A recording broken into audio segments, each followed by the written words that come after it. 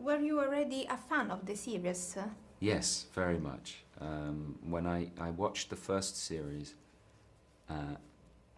and instantly went out and bought all the books and tore through them, I absolutely loved them, and then came back and watched the rest. And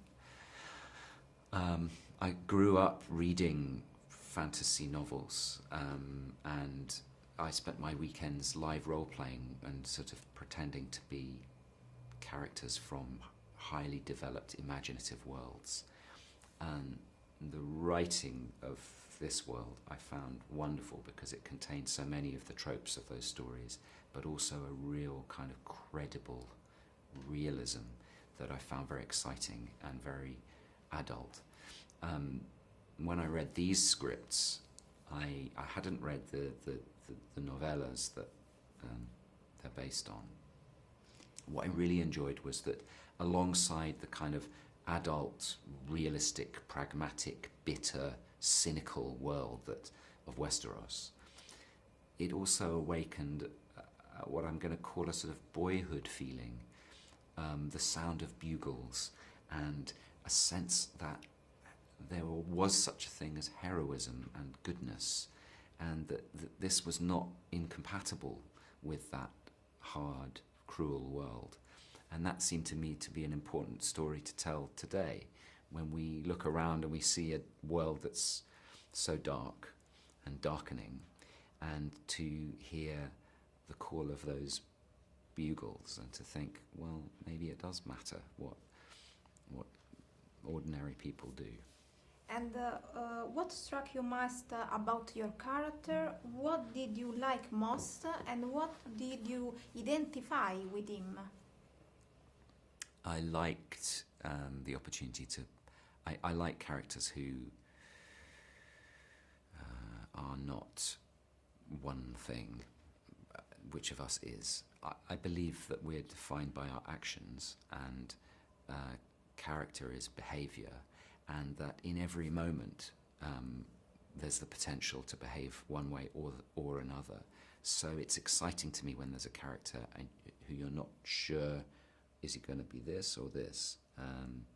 He's a Targaryen, he is a ruler with a certain kind of responsibility to realpolitik. Will he be the cruel, ruthless Targaryen leader? Will he dismiss Ser Duncan? Will he cleave to family loyalty? Or will he weigh truth and honour as important? And that's a question to keep an audience dancing with, and that's kind of fun. Friendship is a central theme in the series. What does it mean to you?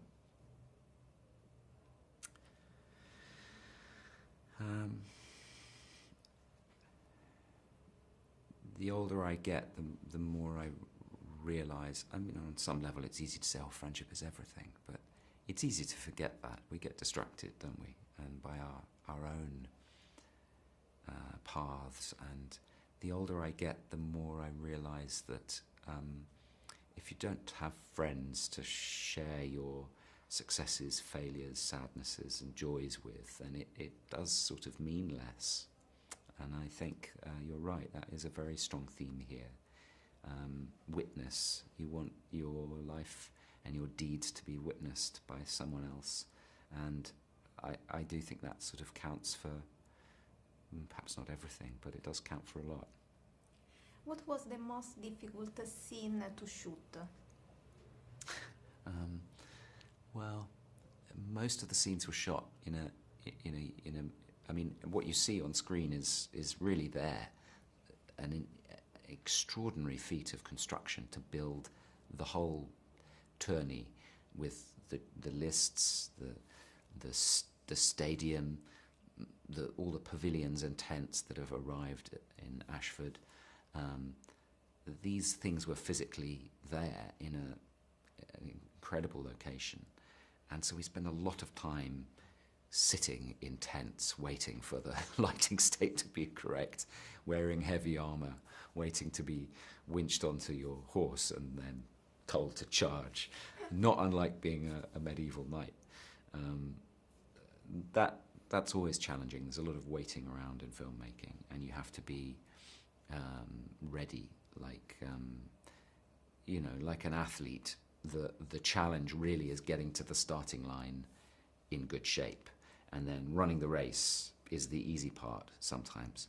So often the challenge in filmmaking is just maintaining your state of readiness, so that when somebody says action, you're entirely in that mode, in that part of the story, in that frame of mind, and that you carry the right feelings with you, and it can come at any time, and then again and again and again. But it's mainly the spaces in between that is very challenging. You can get very easily distracted. People often ask, what humorous things happened on set. For me, very little, because I want to maintain a focus, and some people do that by letting their hair down, not thinking about it. With this part in particular, I prefer to remain still, and just to wait. It's a great character because there's a patience to him, and a kind of stillness that I find has a depth, and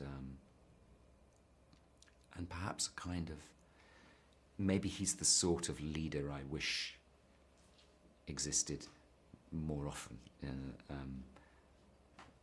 Serious-minded, contemplative,